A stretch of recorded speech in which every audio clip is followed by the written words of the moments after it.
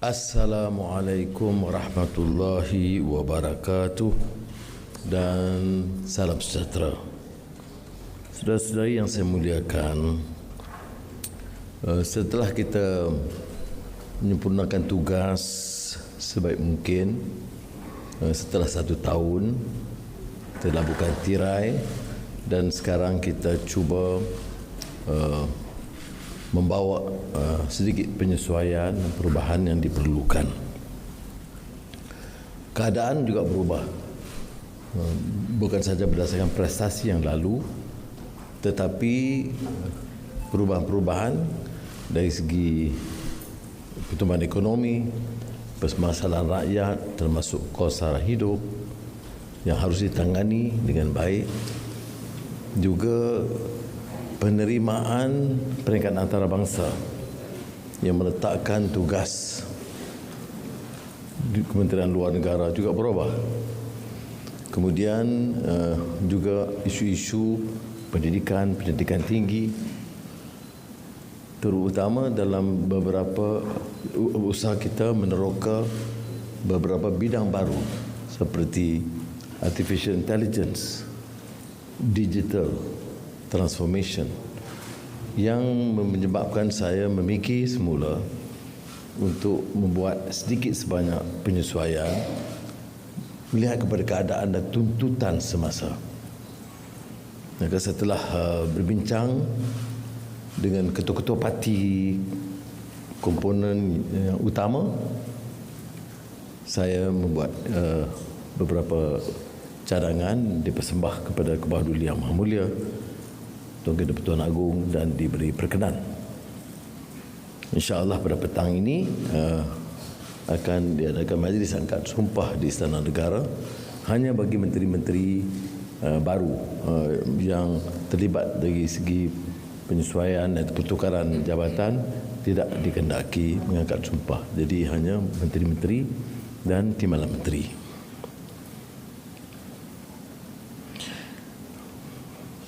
Perdana Menteri Anwar Ibrahim dan Menteri Kewangan.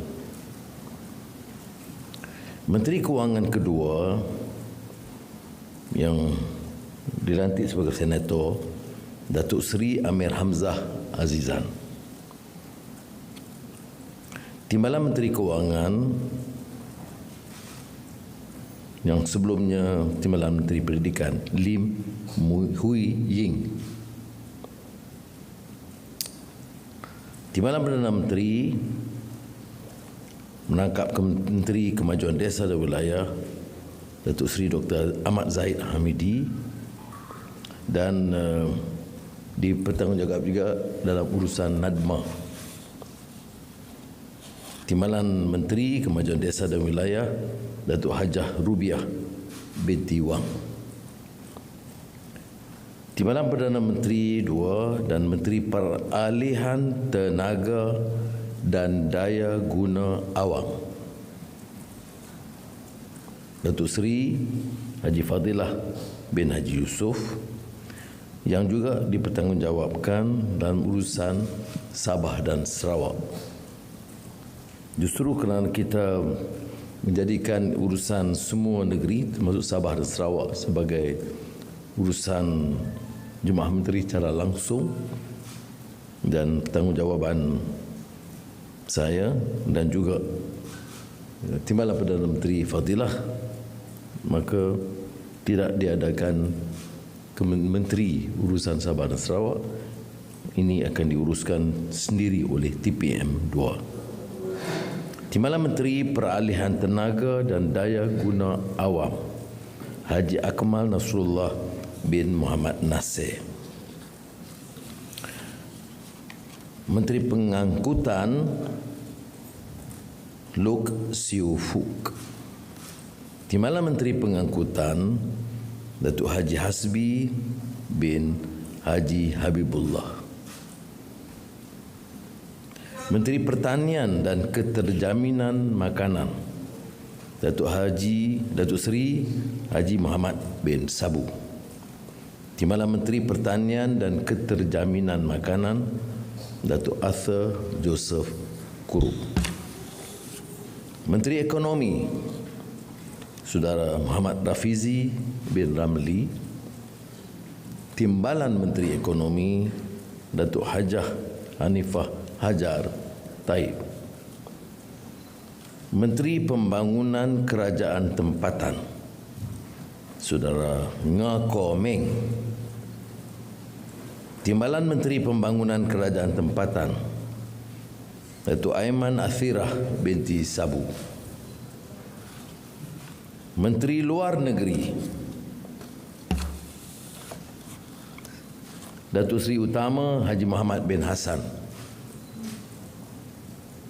Timbalan Menteri Luar Negeri Datuk Muhammad bin Al-Amin.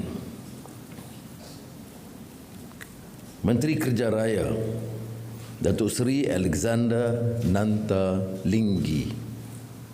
Timbalan Menteri Kerja Raya Datuk Seri Haji Ahmad bin Haji Maslan. Menteri Dalam Negeri Datuk Seri Saifuddin Nasution bin Ismail. Timbalan Menteri Dalam Negeri Datuk Seri Dr. Syamsul Anwar bin Haji Nasrah. Menteri Pelaburan, Perdagangan dan Industri Tengku Datuk Seri Utama Zafrul bin Tengku Abdul Aziz. Timbalan Menteri Pelaburan, Perdagangan dan Industri Liu Chin Tong. Menteri Pertahanan Datuk Seri Muhammad Khalid bin Nordin. Timbalan Menteri Pertahanan Saudara Adli bin Zahari. Menteri Sains, Teknologi dan Inovasi Saudara Chang Li Kang. Timbalan Menteri Sains, Teknologi dan Inovasi Datuk Haji Muhammad Yusof bin Afdal. Menteri Pembangunan Wanita, Keluarga dan Masyarakat Datuk Seri Hajah Nancy binti Syukri. Timbalan Menteri Pembangunan Wanita, Keluarga dan Masyarakat Datuk Seri Dr. Nuraini binti Ahmad. Menteri di Jabatan Perdana Menteri Undang-Undang dan Reformasi Institusi Datuk Seri Azalina Osman Said. Timbalan Menteri di Jabatan Perdana Menteri Undang-Undang dan Reformasi Institusi M. Kulasegaran anak lelaki V. Murugesan. Menteri Sumber Asli dan Kelestarian Alam. Ini kementerian baru pecahan dari NRECC. Saudara Nik Nazmi bin Nik Ahmad. Timbalan Menteri Sumber Asli dan Kelestarian Alam Datuk Seri Huang Tiong Si. Menteri Pembangunan Usahawan dan Koperasi Datuk Iwon Benedict. Timbalan Menteri Pembangunan Usahawan dan Koperasi Datuk Ramanan Ramakrishnan. Menteri Pendidikan Tinggi Datuk Seri Diraja Dr. Zamri bin Abdul Kadir. Timbalan Menteri Pendidikan Tinggi Datuk Mustafa alias Muhammad Yunus Satmud. Menteri Pelancongan Seni dan Budaya Datuk Seri Tiong Keng Sing. Timbalan Menteri Pelancongan Seni dan Budaya Khairul Firdaus bin Akbar Khan. Menteri Komunikasi Saudara Ahmad Fahmi bin Muhammad Fadil. Timbalan Menteri Komunikasi Teo Ni Ching. Ini juga kementerian baru pecahan daripada Kementerian Komunikasi dan Digital. Menteri Pendidikan Fadlina binti Siddiq.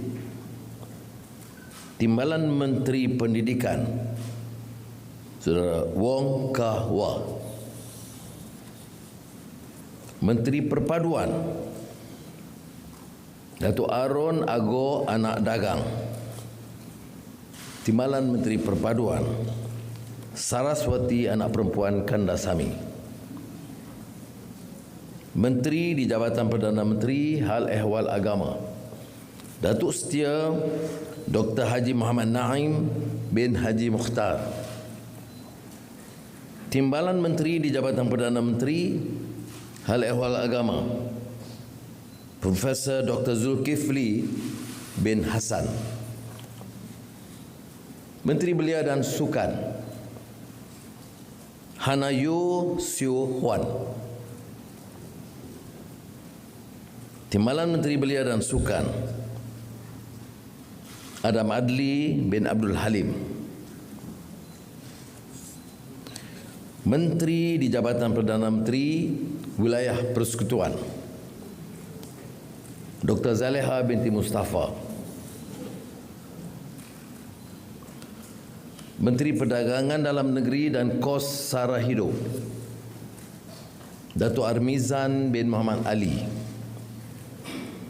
Timbalan Menteri Perdagangan Dalam Negeri dan Kos Sara Hidup Hajah Fuziah binti Saleh.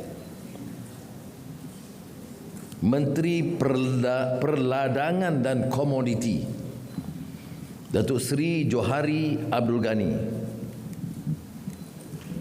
Timbalan Menteri Perladangan dan Komoditi Datuk Chan Fung Hin.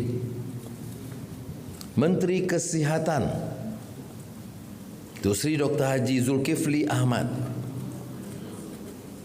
Timbalan Menteri Kesihatan Datuk Lokanisman bin Awang Sauni. Menteri Digital Gobind Singh Dio.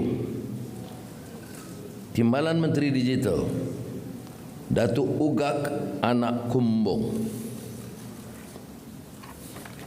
Menteri Sumber Manusia Saudara Steven Sim Chi Kiong.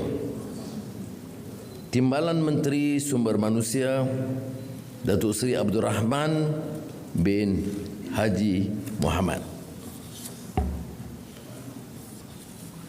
Terima kasih. Okey, soalan.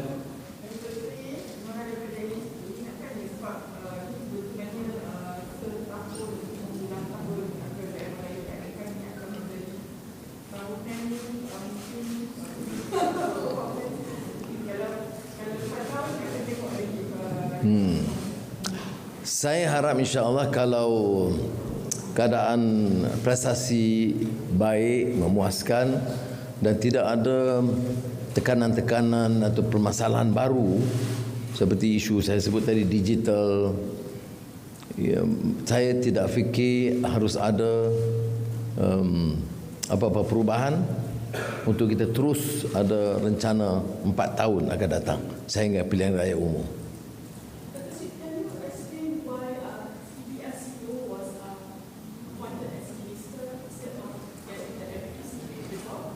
Well, my personal view, and I think I have built this general consensus, that the Ministry of Finance, other than being headed by me, must have a strong professional team to ensure that we are on the right track and focus on the economy and not to be sidelined or deflected by political pressures. Right, and he has shown enough competence, ability, and has managed the affairs of EPF in a very impressive and satisfactory manner.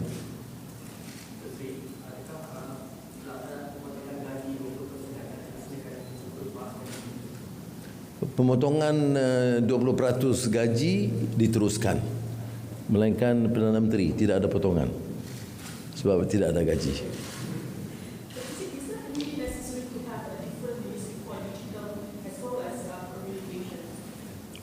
My view is communications as with the media, with the social media, is also a challenge. And the criticism that has been levied against us is that while some of the policies are impressive, the communications to impart and disseminate the information has not been that effective or satisfactory. So there must be this focus. The issue of digital is digital transformation is a major focus of this government, and it has to be conducted in a manner that is focused. The issue of digital is challenging, is changing. There are new data centers, new interest in AI, the need to enhance the understanding of students at various levels. So it's a very challenging task, and I believe that to focus on this particular issue is daunting for us. Okay, last question. Ada lagi? Okay, terima kasih. Yes, sorry, yeah.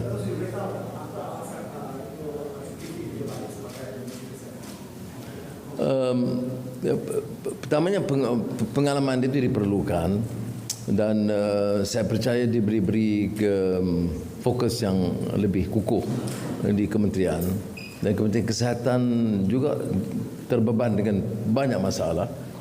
Sebahagiannya diwarisi, sebahagiannya untuk memenuhi tuntutan rakyat dari segi mutu kesihatan yang lebih baik. Jadi kita harap insya-Allah dia dapat jalankan tugas dengan baik. Okey, terima kasih banyak. Assalamualaikum.